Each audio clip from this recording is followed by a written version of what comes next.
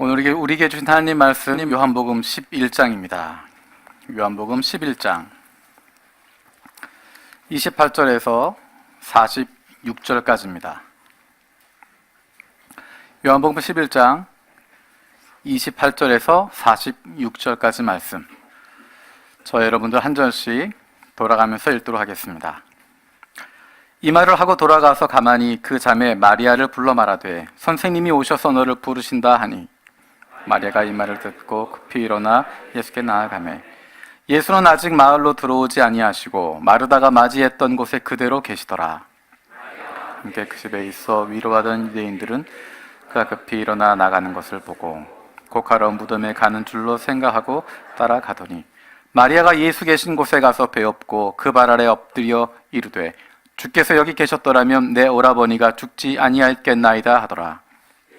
그가 우는 것과 또 함께 온 유대인들이 우는 것을 보시고 심령이 비통히 여기시오 불쌍히 여기사 이르시되 그를 어디 두었느냐 이르되 주여 와서 보옵소서 하니, 예수께서 눈물을 흘리시더라.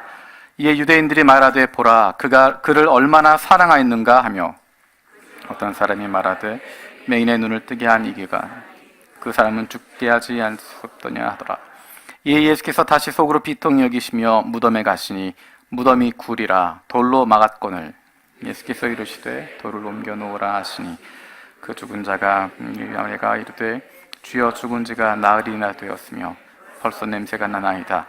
예수께서 이르시되 내 말이 내가 믿으면 하나님의 영광을 보리라 하지 아니하였느냐 하시니, 옮겨 놓으니 예수께서 눈을 들어 우러러보시고 이르시되 아버지여 내 말을 들으신 것을 감사하나이다. 항상 내 말을 들으시는 줄을 내가 알았나이다. 그러나 이 말씀을 하옵는 것은 둘러선 무리를 위함이니 곧 아버지께서 나를 보내신 것을 그들로 믿게 하려 함이니이다. 이 말씀을 하시고 큰 소리로 나사로야 나오라 부르시니, 죽은 자가 수족을 배로 동인 채로 나오는데 그 얼굴은 수건에 쌓였더라. 예수께서 이르시되 풀어놓아 다니게 하라 하시니라. 그때 와서 예수께서 하신 그 일을 다 함께 읽겠습니다. 그 중에 어떤 자는 바리새인들에게 가서 예수께서 하신 일을 알리니라. 아멘. 우리가 요한복음 말씀을 2017년부터 같이 나누고 있습니다. 한 장 한 장, 또 한 구절 한 구절 같이 살펴보면서 사실 저에게 큰 유익이 되는 것을 느끼게 됩니다. 전에는 요한복음 말씀 많이 나누기도 했고 부분 함께 공유하기도 했지만, 파편적으로 있었고 끊어져 있었던 것들, 그것들을 연결해서 흐름으로 볼 수 있다고 하는 것이 얼마나 감사한지 모릅니다. 한 장 안에서 흐르고 있는 흐름도 있지만 장들을 뛰어넘어서 책 전체에서 흐르고 있는 흐름을 볼 수 있다고 하는 것이 큰 기쁨이 되어집니다. 사실 성경은 장별로 읽도록 되어져 있는 것이 아니라 책별로 읽도록 되어져 있습니다. 그래서 책을 처음부터 끝까지 그 내용들을 읽어가면 처음에 가졌던 의도들, 그것들이 중간에 밝히 나타나게 되고 마무리 결론까지 지어질 수 있는 그런 구조들로 되어져 있습니다. 한 구절에서 은혜 받는 것도 있지만 그것 앞뒤를 살펴보면서 그 구절에서 이야기하는 이유와 앞뒤 전후를 살펴보면서 더 깊은 은혜를 받을 수 있습니다. 그래서 주제별 설교도 좋고 인물별 설교도 은혜가 되고 좋은 부분들이 있지만, 가능하면 기회가 닿는 대로 성경책을 한 권을 앞에서부터 끝까지, 처음부터 끝까지 살펴보는 것이 좋겠다라는 생각들을 더 하게 됩니다. 예전 같으면 11장 설교를 하면서 교과서 같은 문장들을 이야기하고 교과서처럼 생각할 수 있는 구절들이었는데, 우리가 살펴보면서 그것들이 새롭게 다가온 것들을 보게 됩니다. 지난주 설교 제목이 뭐였는지 혹시 기억하시나요? 네, 감사합니다. 나는 부활이요 생명이니 라고 했습니다. 나는 부활이요 생명이니. 그런데 예전 같으면 그 말씀이 교과서처럼 들리고 그것이 다인 것처럼 보였는데, 우리가 말씀을 살펴보면서 그 앞뒤에 그 말씀을 하고 계시는 예수님의 마음과 그 말씀을 듣고 있는 마르다의 마음을 비교해 보면서 그 말씀이 어떤 의미를 가지고 있는지 다시 한번 살펴볼 수 있었습니다. 어쩌면 나는 부활이요 생명이라고 말씀하시는 그 말씀은 눈앞에 있는 마르다에게 주시는 말씀이기보다는 어쩌면 요한복음을 읽고 있는 우리들에게, 오랜 시간이 지난 이후에 그 말씀을 읽고 있는 우리들에게 들려주시는 말씀인 것 같습니다. 그래서 어쩌면 바로 앞에 있었던 마르다에게는 우리가 생각하지 못했던 반응들을 보게 됩니다. 우리가 기대하고 있는 메시아의 모습, 그리스도의 모습, 그 모습은 늘 남들과 다르고 특별하고 거룩하고 아무런 감정에도 흔들리지 않는, 어쩌면 종교적이고 다른 사람과 동떨어져 있는, 늘 차분하고 늘 열정을 가지고 있는, 다른 모든 사람과 구별되어져 있는, 세상과 떨어져 있는, 우리의 삶과는 관계가 없는 분인 것처럼 생각하게 됩니다. 그런데 요한복음을 통해서 우리가 발견하고 있는 것은 그 예수님이 그런 거룩한 분, 그런 종교적인 분, 그런 능력 있는 분, 그런 분일 뿐만 아니라 우리의 삶 속으로 다가오고 계시는 분이고, 우리의 이웃이 되어주는 분이시고, 우리의 친구가 되어주시는, 우리 한 사람 한 사람의 이름을 아시고, 우리 한 사람 한 사람의 사정을 아시고 우리에게 손을 내밀어 주시는, 내가 너를 사랑한다 말씀하시는, 그리고 그 사랑하는 양들을 위해서 목숨까지 내어놓으시는 선한 목자 되신다고 하는 것 발견하게 되어집니다. 오늘의 본문에서도 그런 예수님의 모습을 발견할 수 있습니다.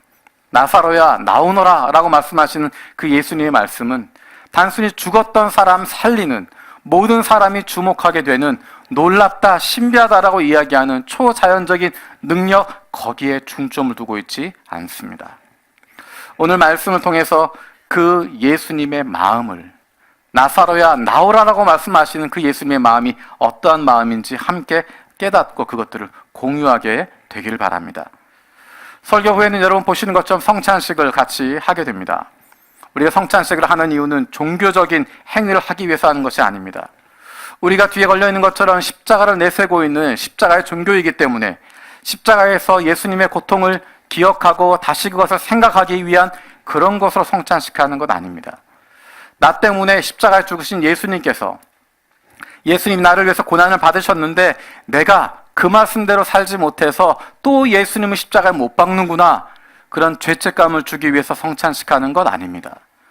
우리가 성찬식을 하는 것은 나를 사랑하사 자신의 모든 것을 다 내어놓으시고 모든 것을 다 희생하시면서 우리를 위해서 오신 그 주님의 사랑을 다시 경험하는 것입니다.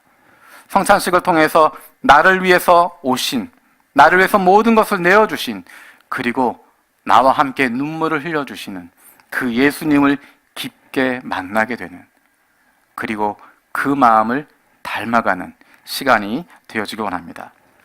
우리가 11장 말씀을 같이 나누고 있습니다. 다음 주까지 11장 말씀을 나누게 되는데 11장 말씀에서 등장하는 중요한 전제가 한 가지 있습니다. 그것은 예수님께서 사랑하신다는 것입니다. 예수님이 마르다를, 마리아를, 그리고 나사로를 사랑한다라는 것입니다. 그냥 한번 사랑한다는 표현으로 끝나지 않고 반복적으로 그것이 등장하고 있습니다. 예수님의 입을 통해서도 사랑한다는 이야기가 나오게 되고, 사람들이 보기에도 예수님이 저들을 사랑한다라는 표현을 하게 되고, 예수님이 그들을 사랑하고 있다고 하는 것 반복해서 이야기하고 있습니다. 우리 11장 5절 말씀 같이 한번 보겠습니다.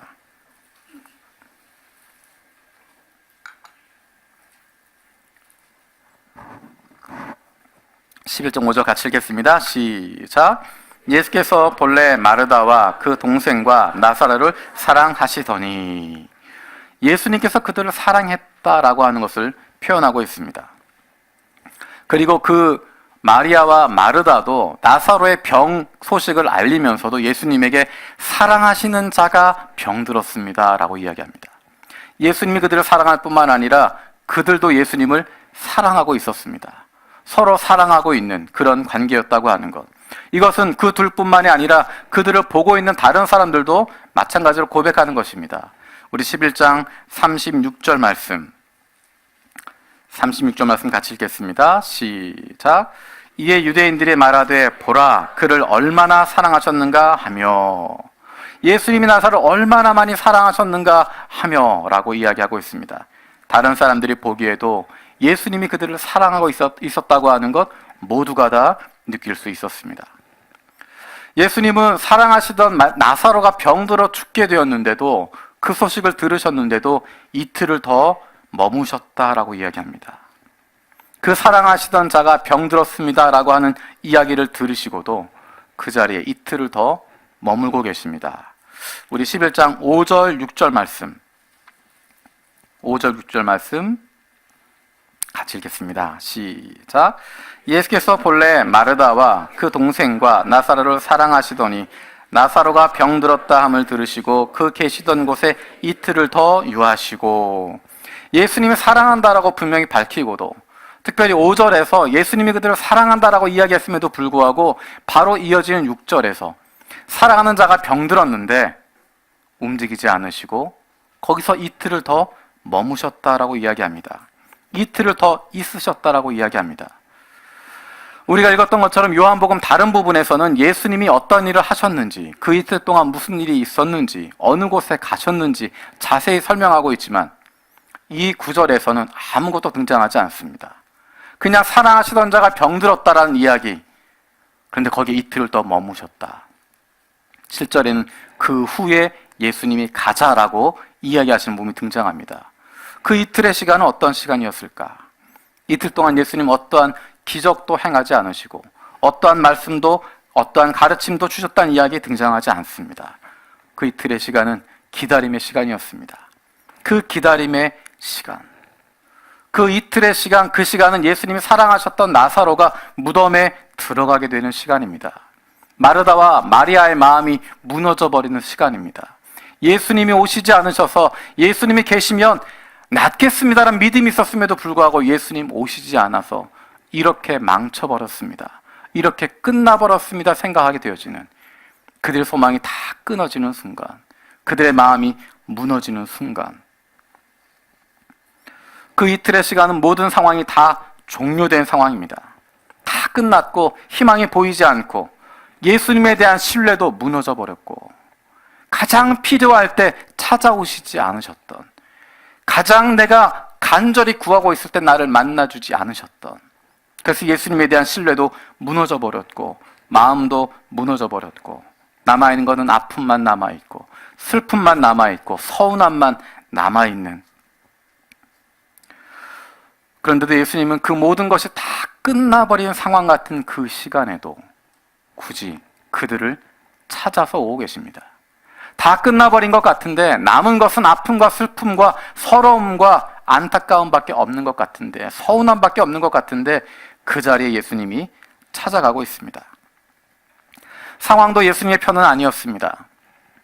우리가 잘 아는 것처럼 그곳으로 돌아가면, 베다니로 돌아가면, 예루살렘에서 걸어서 30분 거리도 되지 않는 그곳에 다시 돌아가시면 그 전에 몇 번이고 예수를 돌로 치려고 했던 유대인들이 몰려올 수 있는 곳이고, 그래서 제자들도 그것이 두려워서 굳이 가야 되겠습니까? 라고 이야기하는, 나사로가 잠들었으면 깰 테니까 그냥 두십시다라고 이야기하는, 그럼에도 불구하고 예수님은 가야 되겠다 말씀하시고, 제자들의 마음속에도 예수님이 죽으러 가시는구나, 우리도 죽으러 가야 되겠다라고 하는 비장한 마음을 품게 되는 상황이었습니다.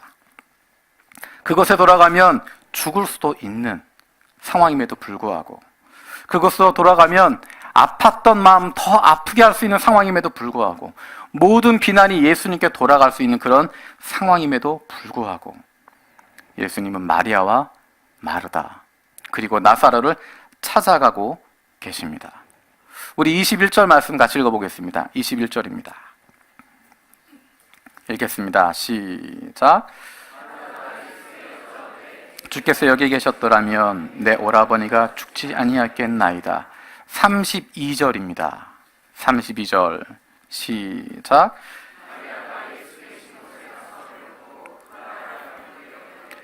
주께서 여기 계셨더라면 내 오라버니가 죽지 아니하겠나이다 하더라. 마리아도 마르다도 그 마음 가운데 깊은 아픔을 가지고 있고 예수님에 대한 서운한 마음을 가지고 있고 힘들고 어려운 마음들을 가지고 있었습니다. 근데 예수님은 거기에 대해서 뭐라고 대답하지 않으십니다. 지난주에 이야기했던 것처럼 너희가 조금만 서둘렀으면 내가 일찍 왔을 텐데 라고 이야기하지 않고, 너희가 불렀을 때 내가 왔어도 이미 죽었다라고 이야기하지 않으시고, 아무 이야기 없이 그들의 서운한 마음, 그들의 아픈 마음, 그들의 상한 마음 그대로 들어주고 계십니다. 다른 이야기 하지 않으시고 꾸짖지 않으시고 야단치지 않으시고 왜 너희는 믿음이 없느냐 하지 않으시고 가만히 듣고 계십니다. 그리고 하셨던 것 35절입니다. 같이 읽겠습니다. 시작. 눈물을 흘리시더라. 예수께서 눈물을 흘리시더라. 예수님의 마음속에 있었던 것, 이틀 동안 머무시면서 그 마음속에 있었던 것, 그리고 마르다를 보시며 마리아를 보시며 그 마음에 품고 있었던 것, 그것은 안타까움이고 슬픔이고, 그들의 믿음이 없어서 안타까운 것이 아니라, 그들이 불쌍해서 안타까운 것이 아니라, 그들이 슬퍼하는 그 슬픔, 예수님의 마음에 다가오기 때문에, 그들의 아픔 예수님에게도 다가오고 그것 공유하고 있기 때문에, 그 마음 공감하고 있기 때문에, 그래서 그 마음 가운데 비통히 여기시고 슬퍼하시고 그들과 함께 울고 계시는 것입니다. 우리 33절 말씀 같이 읽어보겠습니다. 33절 시작. 그가 우는 것과 또 함께 온 유대인들이 우는 것을 보시고 심령이 비통히 여기시고 불쌍히 여기사, 마음이 무너지며 불쌍하게 여기셨다라고 이야기합니다. 마음이 비통하여 괴로워하셨다라고 이야기합니다. 마리아가 얼마나 힘들어하는지, 얼마나 마르다가 아파하는지, 그리고 마지막 숨이 끊어지는 순간 나사로의 마음이 어떠했을지 알고 있기 때문에, 그래서 그 아픔을 공감하시면서 눈물을 흘리고 계시는 것입니다. 예수님이 눈물을 흘리시더라. 이 구절을 마음에 품고 예수님의 말씀들을 읽으면 예수님의 말씀의 톤이 다르게 느껴지게 됩니다. 예수님 결단하시고 오셨지만, 예수님 오셨지만 여전히 마르다와 마리아의 마음은 아팠습니다. 그 감정은 회복되지 않았습니다. 믿음이 살아나지도 않았습니다. 예수님에 대한 신뢰가 다시 세워지지도 않았습니다. 우리 39절 말씀 39절 같이 읽겠습니다. 시작. 예수께서 이르시되 돌을 옮겨 놓으라 하시니 그 죽은 자의 누이 마르다가 이르되 주여 죽은 지가 나흘이 되었으며 벌써 냄새가 나나이다. 이 안에 담겨져 있는 것은 예수님을 향한 마르다의 원망이 담겨져 있습니다. 조금 일찍 오셨으면 이런 일이 일어나지 않았을 텐데, 예수님께서 늦게 오셔서 예수님이 우리와 함께 하지 않으셔서, 예수님이 우리와 같이 있지 않아서 우리 오라버니가 죽었고 나흘 동안 그 안에 있었고 이미 그 시체가 썩는 냄새가 나고 있는데 이미 다 끝나버렸는데 이제 와서 뭘 어떻게 하시겠냐고 마르다는 그 마음에 있는 것들을 예수님 앞에 이야기하고 있습니다. 하지만 예수님은 그를 야단치지 않습니다. 우리가 지난주에 살펴보았던 마르다 이야기들도 마찬가지입니다. 마르다가 예수님을 향해서 처음에 했던 것, 서운한 마음 이야기합니다. 주님께서 계셨으면 우리 오라버니가 죽지 않았을 겁니다. 그리고 그 뒤에 22절에 그러나 나는 이제라도 주께서 무엇을 하시든지 하나님께 구하시는 것을 하나님이 주실 줄 아나이다. 믿음의 고백이 아니라 안타까움의 고백이고, 믿음이 실려있지 않은, 그냥 상황을 피하고자 하는, 상황을 정리하고자 하는 그런 이야기였고, 24절에서도 마르다가 이르되 마지막 날 부활할 때는 다시 살아날 줄 내가 아나이다. 믿음의 고백이 아니고 지금 다 끝나버렸고 나중에 그렇게 되겠지요. 예수님 말씀하신 것처럼 종말의 때가 되면 다 부활하겠지요. 의인들 다 부활한다고 했으니까 그때 가면 부활하겠지요. 아무런 믿음도 담겨져 있지 않은, 29절도 마찬가지라고 이야기했습니다. 29절 같이 읽어보겠습니다. 시작.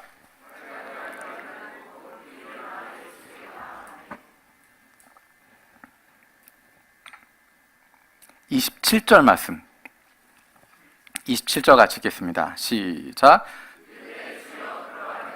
주는 그리스도시요 세상에 오시는 하나님의 아들이신 줄을 내가 믿나이다. 말은 그렇게 하고 있지만 마르다의 마음속엔 그러한 믿음 담겨져 있지 않습니다. 그래서 조금 전에 읽었던 39절의 이야기를 하는 것입니다.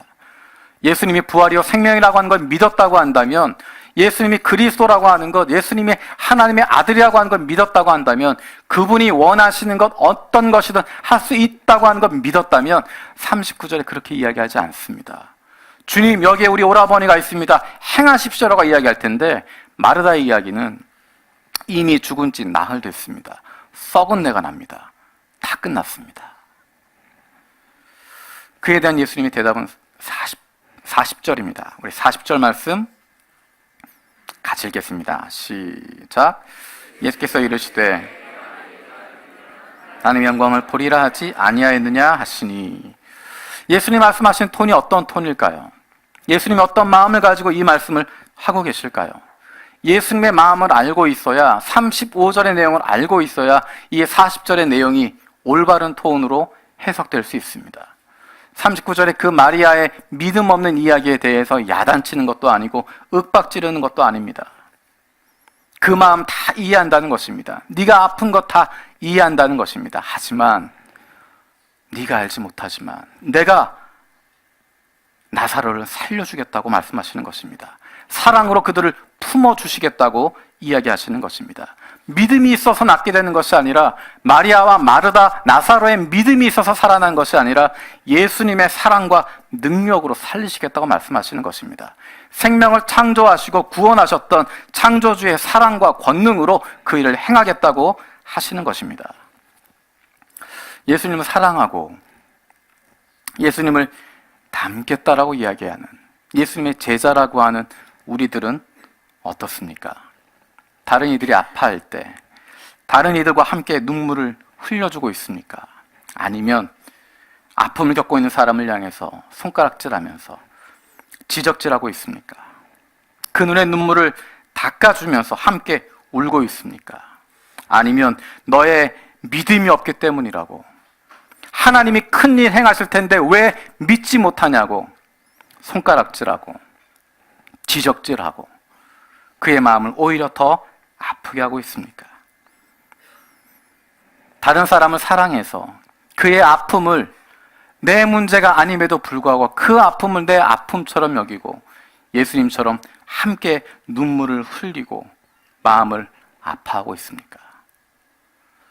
우리가 내 문제가 아니라, 내 고통이 아니라, 내 어려움이 아니라 다른 사람의 문제 때문에, 다른 사람의 아픔 때문에, 다른 사람의 어려움 때문에 눈물 흘릴 수 있는 것, 하나님의 형상을 닮았기 때문에 가능한 것입니다. 눈물에 대해서 찾다가 한 신문에서 2017년 11월 30일에 나왔던 칼럼은 한 가지를 발견하게 됐습니다. 사람 몸 안에는 여러 가지 종류의 체액들이 있습니다. 그 체액 가운데 가치를 인정받고 있는, 귀하다라는 이야기를 듣는 체액은 딱 한 가지뿐입니다. 눈물입니다. 눈물도 몸 안에 흐르고 있는 체액이고, 콧물도 다 몸 안에 흐르고 있는 체액인데 콧물을 고귀하다 이야기하지 않습니다. 다른 사람을 위해서는 콧물을 흘린다, 그런 얘기 들어본 적이 없습니다. 눈물이라고 하는 것, 그것은 단순히 생리적인 작용에 의해서 흐르는 것일 뿐만 아니라 우리의 정서적인 작용에 의해서 흐르게 되어지는 것입니다. 일반적으로 생리적인 작용으로 흐르는 눈물의 성분과 정서적인 작용으로 흐르는 눈물의 성분이 조금 다르다라고 이야기합니다. 정서적으로 흘리는 눈물 속에는 카테콜아민류의 스트레스 호르몬이나 감정을 조절하는 신경 전달 물질이 평소 생리적으로 흘리는 것보다 훨씬 더 많이 포함되어 있다고 합니다.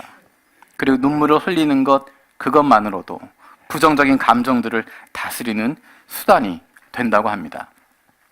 1997년에 영국의 전 왕세자비 다이애나가 교통사고로 사망했을 때 영국의 많은 사람들이 슬픔에 빠져 있었고, 많은 영국인들이 며칠 동안 큰 슬픔에 눈물을 흘렸습니다. 흥미로운 것은 그 사건 이후에 영국에서는 우울증으로 치료받는 사람이나 정서적인 고통을 호소하는 사람이 그 비율이 현저하게 눈에 띄게 줄어들었다고 이야기합니다. 그래서 그것을 심리학자들은 다이애너 효과라고 이야기합니다. 다이애너의 죽음을 슬퍼하면서 눈물을 함께 흘렸던 그것을 통해서 감정의 치유가 일어나게 되었다는 것입니다. 정서적인 자극에 의해서 정서적인 눈물을 흘리게 되면 그것이 그 사람의 삶을 치유하게 되고 그 사람의 감정도 살리게 되어집니다. 생리적으로 흐르는 것, 내가 아파서 흘리는 눈물, 그것이 아니라 다른 사람의 아픔을 공감해 주면서 다른 사람의 아픔과 슬픔 때문에 그것 때문에 흘릴 수 있는 눈물, 그것이 오히려 나를 살리게 되어지는 모습을 갖게 되어집니다. 함께 울어줄 수 있다고 하는 것, 그것이 얼마나 소중한지 모르겠습니다. 좋은 이웃이 된다고 하는 것, 그것은 함께 울어줄 수 있다는 것입니다. 함께 눈물을 흘려줄 수 있다는 것입니다. 예수님은 마리아, 마르다 믿음 없다고 야단치지 않으십니다. 그들의 아픔 통해서 이루시 하나님의 뜻이 있는 것 알고 그를 통해서 하나님의 영광 나타내실 것 알고 계시지만 그것 가지고 윽박지르지 않으십니다.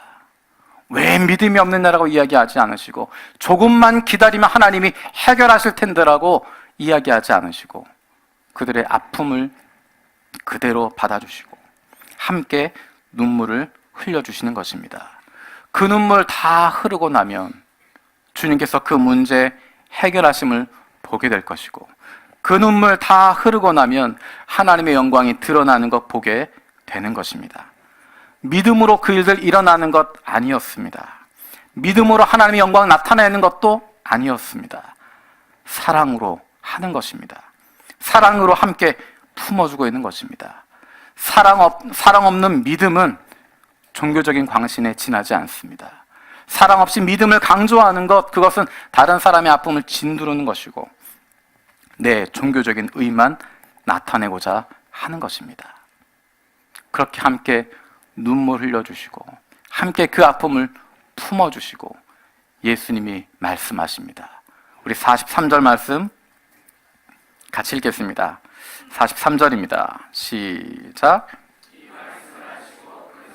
나사로야 나오라 하시니, 이 말씀을 하시고 큰 소리로 나사로야 나오라 부르셨습니다.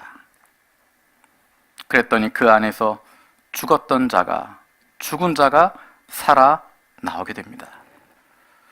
우리 44절 말씀 같이 읽어보겠습니다. 44절입니다. 시작. 그 얼굴은 수건에 쌓였더라. 예수께서 이르시되 풀어놓아 다니게 하라 하시니라. 사실 44절의 말씀과 연결될 수 있는 느낌은 예수님의 무덤의 모습입니다. 굳이 나사로의 모습을 이야기하면 그가 나왔다라고 이야기해도 그렇게 끝나도 괜찮을 텐데 수족을 배로 동인 채 나왔고 얼굴은 수건에 쌓여 있었다라고 이야기합니다. 예수님의 무덤을 목격했던 요한이 보았던 장면이 바로 그 장면입니다. 우리 20장, 요한복음 20장 6절, 7절 같이 보겠습니다. 요한복음 20장 6절, 7절입니다.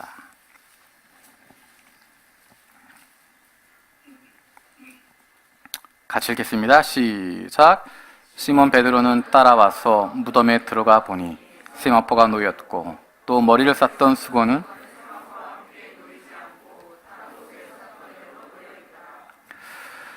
나사로의 그 모습을 보았던 사람들은, 이 이야기를 읽었던 사람들은 20장에서 예수님의 무덤의 그 모습을 보면서 나사로를 살리셨던 그것이 바로 예수님이 하나님의 아들이라고 하는 표적일 뿐만 아니라 나사로를 죽은 자 가운데 살리셨던 그것이 바로 예수님께서 부활하실 것을 미리 보여주는 것이었구나 하는 것들을 고백하게 되었을 것입니다.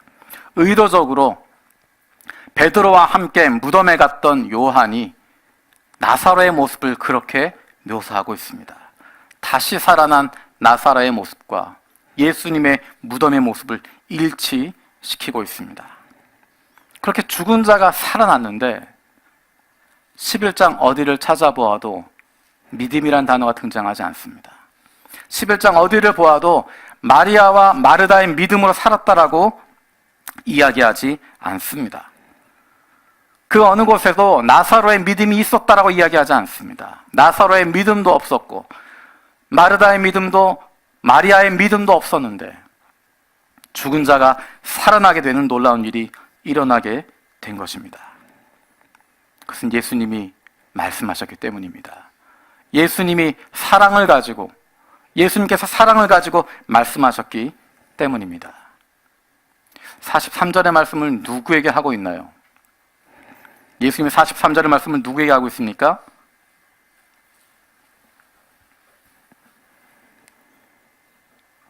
누구에게 하고 있죠? 나사로에게. 나사로는 어떤 사람이었습니까? 죽어있는 사람이었는데, 하지만 예수님은 나사로를 죽었다 이야기하지 않으셨습니다. 마태복음에서 예수님께서 죽었던 소녀를 향해서 잔다라고 말씀하시고 그 손을 잡아 일으키셨던 것처럼, 요한복음에서도 죽었던 나사로를 향하여서 사람들은 죽었다라고 이야기하고 끝났다라고 이야기했지만 예수님은 그를 향하여서 잔다라고 말씀하셨고, 43절에서 나사로야 나오라 명령하고 계십니다. 그랬더니 차갑게 식었던 그 소녀의 몸 가운데 따뜻한 피가 흐르기 시작하고 생기가 돌기 시작했던 것처럼, 이미 썩어져 있었던, 이미 다 끝나버렸던, 이미 차갑게 식어져 버렸던 나사로에게도 새살이 돋기 시작하고 뼈와 근육들이 새로운 힘을 얻기 시작하고 차갑게 식었던 그 안에 따뜻한 피가 흐르기 시작합니다. 그리고 생기가 돌고 운동력이 생기고 다시 일어서 나오게 되었습니다.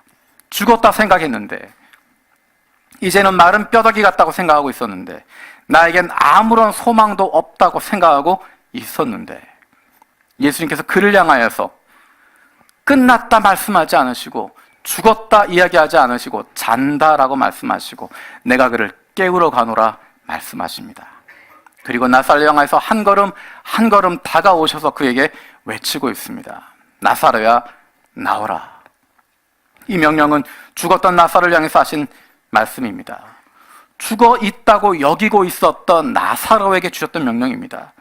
그 무엇으로도 살릴 수 없고 다 끝났다고 생각하고 세상의 모든 소망이 다 끝나버렸다고 여기고 있었던 나사로에게 주시는 말씀입니다.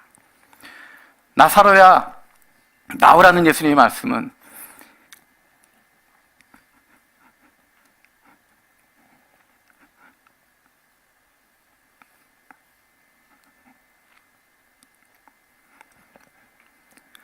우리의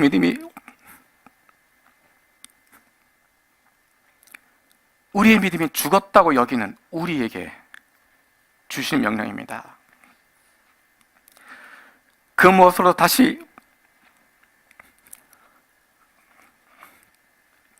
살아날 수 없다고 생각하는, 세상의 모든 소망이 다 끊어져 버렸다고 생각하는, 그렇게 여기고 있는 우리에게 주시는 말씀입니다.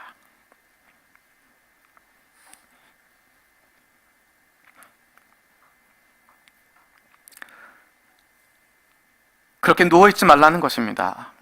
죽은 것이 아니라 잔다라고 말씀하십니다. 예수님이 말씀하시니 다시 깨어나게 된다는 것입니다. 예수님이 끝났다 말씀하시기 전까지는, 예수님이 소망이 없다라고 말씀하시기 전까지는 아직 끝나지 않았다는 것입니다. 예수님이 말씀하시니 다시 깨어나게 되어집니다. 나의 믿음도 아니고 우리의 의지도 아니고 생명의 주인 되신 예수님의 말씀 때문입니다. 그 말씀으로 말미암아 살아나게 되는 것입니다. 차갑게 식어졌던 육체에 뜨거운 피가 흐르게 되는 것이고 다시 죽었던 세포들이 살아나게 되는 것이고 뼈와 관절의 힘이 솟아나게 되어지는 것입니다. 우리가 하는 것, 그것은 그 말씀에 순종해서 무덤에서 일어나 걸어 나가는 것뿐입니다. 우리의 기도 제목이 바로 이것이 아니겠습니까? 우리를 사랑하신 주님, 우리에게 오셔서 우리에게 한 말씀하여 주시옵소서. 그러면 내 마음이 움직이고 나의 믿음 없음을 불쌍히 여겨주시고 우리의 죽었던 가정이, 우리의 죽었던 영혼이, 나의 차가워졌던 믿음이, 나의 사라져버렸던 열정이 주님 말씀 그 한마디에 나사로야 나오라 하신 그 한 말씀으로, 그 말씀으로 회복되게 하시고 살아나게 하시고 다시 숨쉬게 하시고 다시 일어서 움직이게 하옵소서. 그것이 우리의 기도의 제목일 줄로 믿습니다. 예수님께서 그렇게 표적을 행하시지만 그로 말미암아 많은 사람이 예수님이 하나님의 아들이라고 하는 것, 하나님이 보내셨다고 하는 것 믿었다라고 이야기하지만 그 결과는 둘로 나뉘어집니다. 우리 11장 45절, 46절 읽도록 하겠습니다. 45절, 46절입니다. 시작.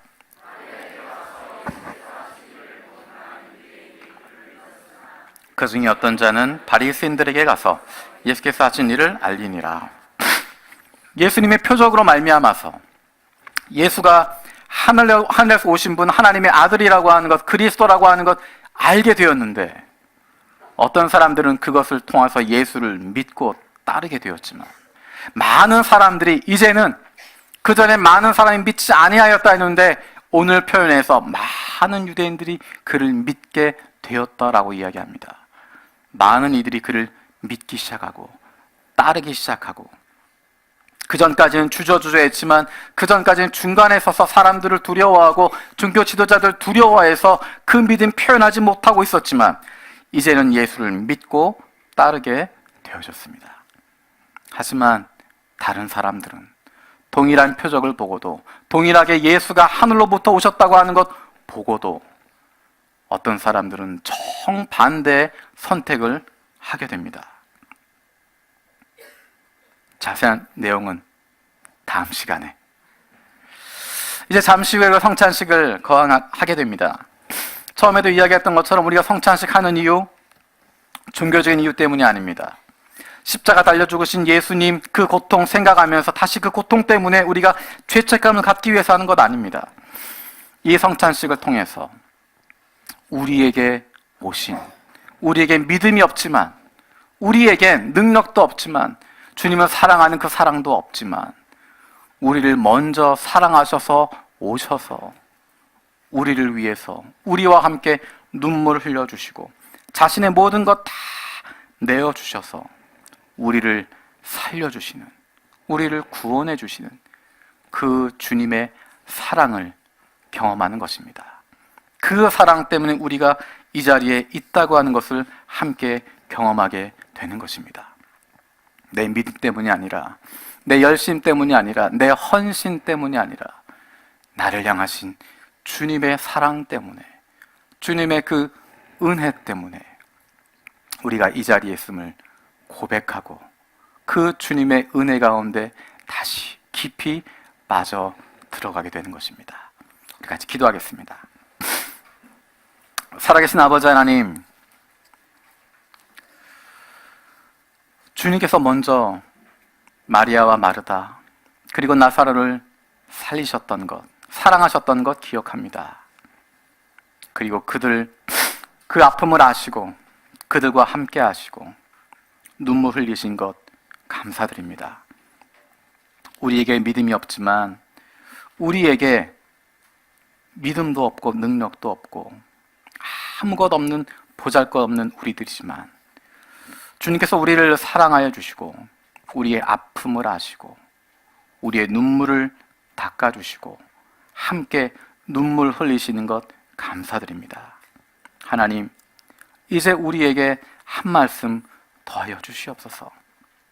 우리에게 나사로야 나오라고 주님 말씀하여 주셔서 내 삶도 다시 살아나게 하시고 우리의 차가워졌던 믿음이 다시 뜨거워지게 하여 주시고, 끝났다 생각했던 우리의 꿈들이, 우리의 비전들이, 우리의 사명들이 다시 예수 그리스도로 말미암아 뜨거워질 수 있는, 살아날 수 있는, 다시 생명을 얻을 수 있는 놀라운 주님의 은혜가 우리 가운데 있게 하여 주시옵소서.